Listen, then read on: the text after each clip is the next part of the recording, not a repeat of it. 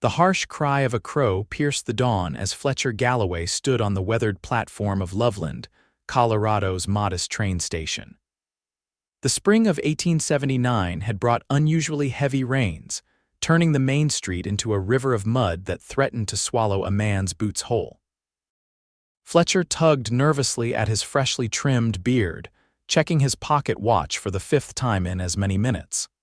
The Denver and Rio Grande Railway train was due any moment now, carrying with it his future a bride he had never met. Mighty fine day to meet a wife, ain't it, Fletch? Called Samuel Whittaker, the station master, his wrinkled face breaking into a knowing grin. Fletcher nodded stiffly, trying to ignore the flutter in his stomach. At 32, he had built up his ranch to something respectable 200 acres, a sturdy house, and enough cattle to provide a comfortable living. But the quiet evenings alone had grown longer with each passing year. "Miss Rose Ellis of Boston, Massachusetts," he murmured to himself, reviewing what little he knew about his mail-order bride. Her letters had been brief but proper, speaking of her skills as a seamstress and her desire for a fresh start out west after losing her parents to influenza. Her daguerreotype showed a woman of perhaps 25 years with intelligent eyes and a gentle smile that had caught Fletcher's attention immediately. The distant whistle of the approaching train jolted him from his thoughts. Black smoke billowed against the blue Colorado sky as the locomotive rounded the bend, its iron wheels screeching against the rails. Fletcher straightened his vest and ran a hand through his sandy hair one last time. As the train shuddered to a stop, passengers began disembarking: a few businessmen, a family with small children, and finally, a porter helping down a young woman. Fletcher's heart stopped. She matched the photograph, but something was terribly wrong. Even from a distance, he could see her face was flushed, her steps unsteady as she clutched at the porter's arm. "Miss Ellis," Fletcher called, rushing forward. The woman looked up, her eyes glassy with fever. "Mr. Galloway," she whispered before her knees buckled beneath her. Fletcher caught her before she hit the wooden platform, alarmed by the heat radiating from her slender frame. "She's been feeling poorly since Denver, sir," the porter explained. "Kept insisting she'd be fine once she arrived." Fletcher lifted Rose into his arms, shocked by how light she felt. "Samuel," he called to the station master, "fetch Doc Harris. Tell him to meet me at my ranch as soon as he can." Without waiting for a reply, Fletcher carried Rose to his wagon, carefully laying her on the padded bench seat. He arranged her single trunk and carpetbag in the back before climbing up himself. As he snapped the reins, urging his team of horses into motion, Rose stirred beside him. "I'm sorry," she murmured, her voice barely audible above the creak of wagon wheels. "This isn't how I imagined." "Our first meeting." "Save your strength, Miss Ellis," Fletcher said gently. "We'll have you right as rain in no time." But as he guided the wagon out of town toward his ranch 5 miles away, Fletcher couldn't help wondering what he had gotten himself into. The woman he'd agreed to marry was now burning with fever in the seat beside him, and their wedding planned for Saturday at the town church seemed suddenly far away. The journey to the ranch felt interminable. Every bump in the road drew a soft moan from Rose, and Fletcher found himself slowing the wagon to a crawl, trying to make the ride as smooth as possible. By the time they pulled up to his 2-story home, Rose had fallen into a fitful sleep, her breathing shallow and rapid. Fletcher's housekeeper, Mrs. Abigail Thornton, a widow who had been helping him prepare for his bride's arrival, came hurrying out of the house. "Merciful heavens," she exclaimed when she saw Rose's condition. "What's happened to the poor dear?" "Train sickness, perhaps," Fletcher said, gathering Rose into his arms again. "Or something worse. I've sent for Doc Harris, Mrs." Thornton hurried ahead to open doors as Fletcher carried Rose upstairs to the bedroom that had been prepared for her across the hall from his own, until they were properly married. The room was bright and airy, with yellow curtains and a fresh quilt on the bed. "We should get her out of these traveling clothes," Mrs. Thornton said practically. "You fetch some cool water from the well while I tend to her." Fletcher nodded, grateful for the woman's level-headed approach. He hurried downstairs, out to the well in the yard, drawing up a bucket of cold water. When he returned, Mrs. Thornton had changed Rose into a white cotton nightgown. Her trunk had nightclothes packed right on top, thank goodness, the older woman explained. Poor thing is burning up. We need to cool her down. For the next hour, they took turns bathing Rose's face and wrists with cool water. Her fair skin was flushed crimson, her breathing labored. When she occasionally opened her eyes, they were unfocused, looking at something neither Fletcher nor Mrs. Thornton could see. The sun was beginning its descent when Doc Harris finally arrived, his medical bag in hand. The physician was in his 60s, with spectacles that sat low on his nose and a perpetual look of concern etched into his features. "So this is the bride I've been hearing about," he said, setting his bag on the bedside table. "Not the welcome you were hoping for, I imagine." Fletcher stood back as the doctor examined Rose, listening to her chest with his stethoscope, checking her pulse and looking down her throat. "What is it, Doc?" Fletcher asked when the examination was complete. "Appears to be influenza," Dr. Harris said grimly. "Bad case of it. The close quarters on that train wouldn't have helped matters. Has she mentioned any outbreaks where she came from?" Fletcher shook his head. "She's barely been conscious enough to speak. Her parents died of influenza," Mrs. Thornton offered quietly. "Fletcher mentioned it earlier." The doctor nodded thoughtfully. "Could be she was exposed before leaving Boston. Incubation period would match up. Will she?" Fletcher couldn't finish the sentence. "She's young and appears otherwise healthy," Dr. Harris said, rummaging in his bag for medicines. "But influenza is unpredictable. The next few days will tell.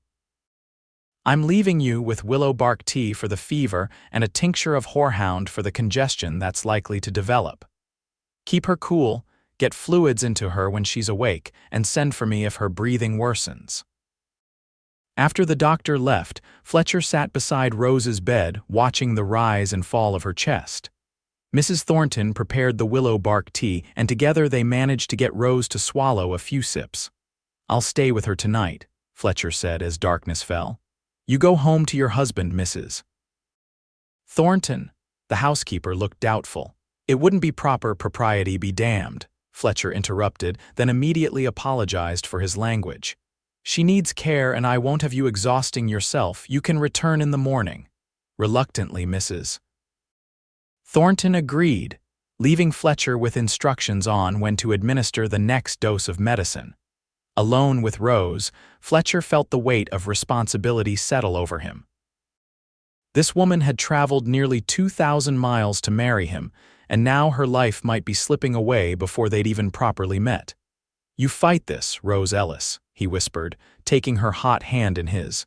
"You fight it with everything you've got." The night passed in a blur of cooling compresses and spoonfuls of medicine. Rose drifted in and out of consciousness, sometimes mumbling about Boston or calling for her parents. Near dawn, her fever spiked dangerously high and she began to thrash against the bedclothes. Fletcher, desperate to bring the fever down, carried her to the washroom where he had prepared a lukewarm bath. It felt wrong to lower her into the water fully clothed in her nightgown, but he saw no other option. As the water soaked through the thin cotton, he supported her head and shoulders, murmuring reassurances. "I'm right here, Rose. You're going to be all right." Gradually, her restlessness subsided and her breathing became less labored. When Fletcher felt her forehead again, the raging heat had diminished somewhat. Relieved, he carried her back to bed, wrapping her in fresh, dry linens. As he settled into the chair beside her bed, exhaustion overtaking him, Rose's eyes fluttered open. For the first time since her arrival, they seemed to focus directly on him. "You're still here," she whispered. Fletcher leaned forward. "I'm not going anywhere." A ghost of a smile touched her lips before she drifted back to sleep. Mrs. Thornton returned at sunrise, alarmed to find both Fletcher and Rose's nightgown damp. "The bath helped break her fever," Fletcher explained, his voice hoarse from the long night. "It's not gone, but it's lower than it was." The housekeeper sent him to get some rest while she took over Rose's care. Fletcher stumbled to his own bedroom but found he couldn't sleep despite his exhaustion. Instead, he washed and changed clothes before heading out to the barn where his ranch hand, Miguel Sanchez, was already at work. "How is your señorita?" Miguel asked, concern evident in his dark eyes.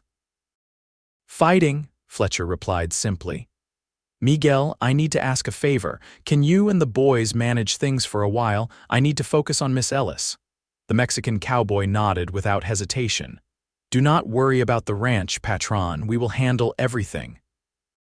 Over the next several days, a pattern emerged. Fletcher and Mrs. Thornton took turns sitting with Rose, whose condition improved slightly before worsening again. The fever would retreat, giving them hope, only to return with renewed ferocity hours later. Doc Harris visited daily, his expression growing more concerned with each examination. "She should be improving more steadily by now," he admitted on the fourth day. "I'm worried about pneumonia setting in." That night, Rose began coughing deep, racking spasms that left her gasping for air. Fletcher held her upright, supporting her against his chest until the coughing subsided. When she finally relaxed against him, he noticed a spot of blood on the handkerchief she had pressed to her mouth. Fear gripped him like a physical force. He had seen what lung fever could do during his time fighting in the war between the states, how quickly it could claim even the strongest men. "Don't you dare give up," he told her fiercely. "I didn't wait all these years for a wife just to lose you before I even know you." To his surprise, Rose's eyes opened clearer than they had been in days. "Tell me about yourself," she whispered. The letters were so short. Fletcher, stunned by her lucidity, began to speak. He told her about growing up in Kentucky, coming west after the war, building his ranch from nothing. He described the first time he saw the Rocky Mountains, how their majesty had stolen his breath away. He spoke of his hopes for the future, dreams he had never shared with another soul. Rose listened, occasionally asking a question or offering a weak smile. When she finally drifted back to sleep, Fletcher felt as though something fundamental had shifted between them. The next morning, Doc Harris pronounced her slightly improved. "The congestion hasn't worsened, which is a good sign. Keep up what you're doing." As the days stretched into a week, Rose began to have longer periods of wakefulness. She was still too weak to leave her bed, but she could sit up against the pillows and take small amounts of broth and tea during these lucid intervals. Fletcher learned more about the woman he had agreed to marry. Rose had been a teacher's assistant in Boston before her parents' deaths had left her with debts she couldn't pay. She loved poetry, particularly Whitman, and had a talent for sketching that she demonstrated with shaky hands on scraps of paper Fletcher brought her. "I don't have much of a dowry," she admitted one afternoon, her voice still rough from coughing. "Just my sewing skills and whatever is in that trunk."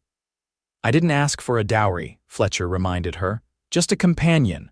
Rose's pale cheeks flushed, but not from fever this time. "Is that all you want, a companion?" Fletcher considered the question carefully. "When I placed that advertisement, perhaps that was all I thought I needed, someone to share the work and the silence. But now—" He trailed off, unsure how to express the growing feelings he had for this woman he had come to know through her illness rather than courtship.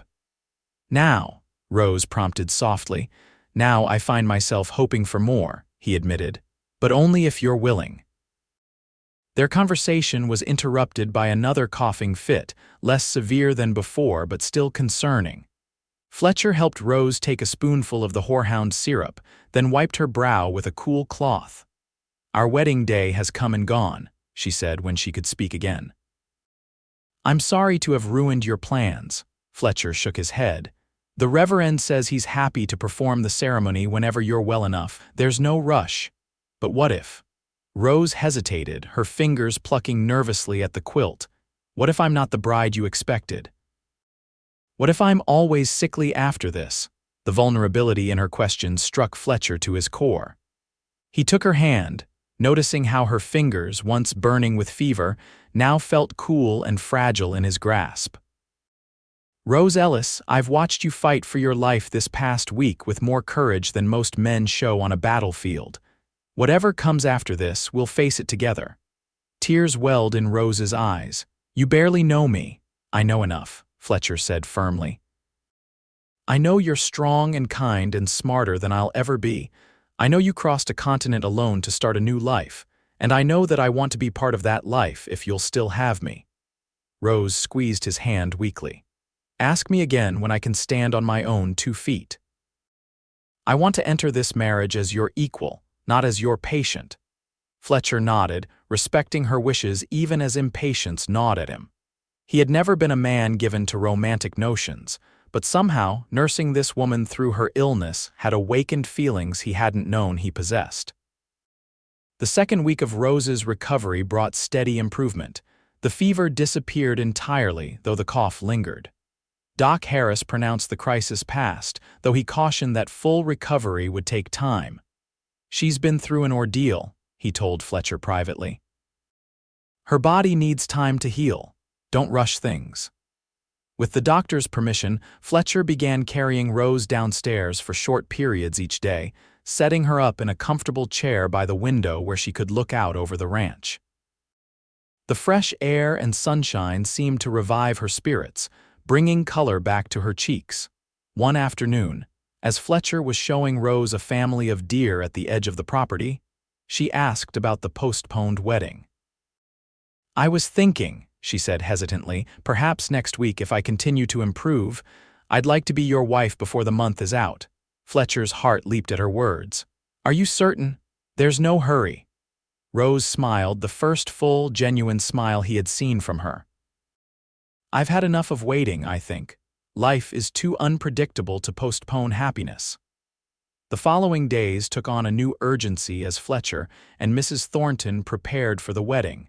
The housekeeper helped Rose alter one of the dresses from her trunk, taking it in to fit her now thinner frame. Fletcher rode into town to speak with Reverend Thompson and to order a simple gold band from the jeweler. Word spread quickly through Loveland that the marriage was back on. Neighbors who had heard about Rose's illness began stopping by with casseroles and cakes, eager to meet the woman who had captured Fletcher Galloway's heart. Your community is very kind, Rose remarked after a visit from the blacksmith's wife, who had brought a hand-stitched quilt as a wedding gift. They're good people, Fletcher agreed. Nosy as all get out, but good-hearted. Rose laughed, the sound sending a warm rush through Fletcher's chest. Her recovery had progressed to the point where she could walk short distances without assistance, though she tired quickly. The day before the wedding, Fletcher found Rose sitting on the front porch, sketching the mountains in the distance. She had pinned up her auburn hair, and the late afternoon sun caught the red highlights, making them glow like embers. May I join you? He asked, suddenly feeling oddly formal around the woman who would be his wife tomorrow. Rose nodded, setting aside her drawing. I was just thinking about how different everything is here from Boston. The air, the light, the vastness of it all. Do you miss the city? Fletcher asked, settling into the chair beside her. Parts of it, she admitted. The libraries, the concerts. But there's something honest about this place that speaks to me. She turned to look at him directly, and there's you. Fletcher felt his face grow warm. What about me? You're not what I expected either, Rose said softly. When I answered your advertisement, I thought I was agreeing to a practical arrangement. A business transaction, almost. And now? Fletcher asked, hardly daring to breathe. Rose reached out, her fingers brushing against his hand. Now I find myself hoping for more too. The wedding day dawned clear and bright. Mrs. Thornton arrived early to help Rose prepare, shooing Fletcher out of the house with instructions not to return until it was time to leave for the church. Bad luck to see the bride before the wedding, she insisted, despite Fletcher's protests that they had already broken every other rule of propriety. He spent the morning with Miguel and the other ranch hands, nervously checking his pocket watch every few minutes. By the time he returned to the house dressed in his best suit, his stomach was tied in knots. Mrs. Thornton met him at the door, beaming. She's ready, she announced. And might I say, Mr. Galloway, you're getting yourself a fine wife." Fletcher climbed the stairs to Rose's room and knocked softly. When the door opened, he momentarily forgot to breathe. Rose stood before him in a simple blue dress, her hair arranged in soft curls around her face. She was still thinner than in her photograph, her cheeks a bit hollow, but her eyes were bright and clear. Around her neck she wore a small silver locket, her mother's, she had told him. "You're beautiful," Fletcher said, the words inadequate for what he felt. Rose smiled, a slight blush coloring her cheeks. "And you're very handsome, Mr. Galloway." He offered his arm, which she took with a steady hand. "Ready to become Mrs. Galloway?" "More than ready," she replied. The wedding ceremony at Loveland's small white church was attended by what seemed like the entire town. Fletcher barely heard Reverend Thompson's words, his attention fixed on Rose's face as she spoke her vows in a clear, unwavering voice. When he slipped the gold band onto her finger, he felt as though his life was truly beginning. "I now pronounce you husband and wife," the Reverend declared. "Mr. Galloway, you may kiss your bride." Fletcher leaned down, his lips meeting Rose's in a tender, gentle kiss that held the promise of many more to come. The celebration afterward at the town hall was modest but joyful. Rose, still regaining her strength, sat for most of it, receiving well wishes from neighbors who had heard the story of her arrival and illness. "You two have already weathered more than some couples face in years," commented Mrs. Peterson, the mayor's wife. "That's a good foundation for a marriage." By sunset, Rose was visibly tiring, and Fletcher announced it was time to take his bride home. They rode back to the ranch in the same wagon that had carried a feverish Rose just 3 weeks earlier, but everything else had changed. As they approached the house, now illuminated by lanterns, Mrs. Thornton had thoughtfully lit before departing. Fletcher turned to Rose. "I know you're still recovering your strength," he said carefully. "If you need more time before, that is, I don't expect." Rose silenced him by placing her fingers against his lips. "Fletcher Galloway, I may not be at my full strength yet, but I am very much looking forward to being your wife in every sense of the word." Relief and desire flooded through him in equal measure. When they reached the house, he lifted her from the wagon and carried her across the threshold, both of them laughing at the traditional gesture. Inside, Fletcher had prepared a surprise. The sitting room was transformed with candles and wildflowers gathered from the meadow. A bottle of champagne ordered specially from Denver waited on a small table. "Welcome home, Mrs. Galloway," he said, setting her gently on her feet. Rose's eyes shimmered with tears as she took in the scene. "It's perfect," she whispered. They shared a glass of champagne before the fire, talking softly about their future plans. When Rose stifled a yawn, Fletcher stood and offered his hand. "Shall we retire?" he asked, his heart pounding with anticipation and nervousness. Rose nodded, allowing him to lead her upstairs, not to her sick room, but to the master bedroom that would now be theirs to share. The room was simply furnished with a large 4-poster bed, a chest of drawers, and a washstand. On the bedside table sat a small bouquet of wildflowers matching those downstairs. "Another surprise," Rose said, touching the delicate blossoms. "I wanted tonight to be special," Fletcher admitted, "after everything you've been through." Rose turned to face him, reaching up to touch his cheek. "You've made it special by being the man you are. The man who sat by my bedside night after night, who bathed my forehead when I burned with fever, who told me stories to keep me tethered to this world." Fletcher covered her hand with his own. "I was so afraid of losing you before I'd even found you. But you did find me," Rose said softly. "And I found you." Their lips met in a kiss deeper than the one they had shared in church, a kiss that spoke of the bond forged through trial and tenderness. As Fletcher's arms encircled Rose, drawing her closer, he silently thanked whatever twist of fate had brought this woman into his life, fever and all. 5 years later, Fletcher stood on the front porch of their expanded home, watching Rose in the garden with their 3-year-old son, Frederick, and infant daughter, Elizabeth. Rose was showing the boy how to water the tomato plants without drowning them, her patience evident even from a distance. The years had been good to them. Rose had regained her health completely, though she still occasionally suffered from bronchial troubles during the harsh Colorado winters. The ranch had prospered under their joint management, Fletcher handling the cattle and crops, Rose keeping the books with the precision she had learned during her teaching days. They had become respected figures in Loveland. Rose had started a small lending library in town, using books ordered from Denver and donated by neighbors.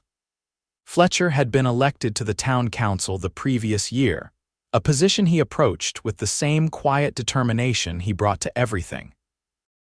As he watched his family, Fletcher reflected on the journey that had brought them here. He remembered the terrified man who had carried a fever-stricken stranger from the train station, uncertain if she would survive the night. He thought of the long vigils by her bedside, the first tentative conversations as she recovered, the growing realization that what had begun as a practical arrangement had blossomed into something profound. Rose looked up then, catching his eye across the yard. She smiled that same smile that had first captivated him when she was fighting her way back from the brink, and beckoned him to join them. Fletcher stepped off the porch, crossing the distance between them in long strides. As he reached his family, Frederick launched himself at his father's legs, and Rose transferred their daughter to his arms. "I was just telling the children about the day I arrived in Loveland," Rose said, her eyes twinkling with the humor they now found in what had once been a dire situation. "Were you telling them how their father had to carry their mother everywhere because she was too stubborn to stay in bed?" Fletcher teased, bouncing Elizabeth gently. "I was telling them," Rose corrected with mock seriousness, "how their father nursed their mother back to health and won her heart in the process." Fletcher leaned down to kiss her, still marveling at how naturally affection flowed between them. "Best nursing job I ever did," he murmured against her lips. "And the only one, I should hope," Rose laughed. As the Colorado sun began its descent behind the mountains, painting the sky in shades of orange and pink, the Galloway family made their way back to the house. Fletcher, with his daughter in one arm and his free hand clasping his son's, walked beside the woman who had arrived as a stranger and become the center of his world. What had begun in fever had transformed into the kind of love songs and stories spoke of tested by fire, tempered by tenderness, and built to last a lifetime.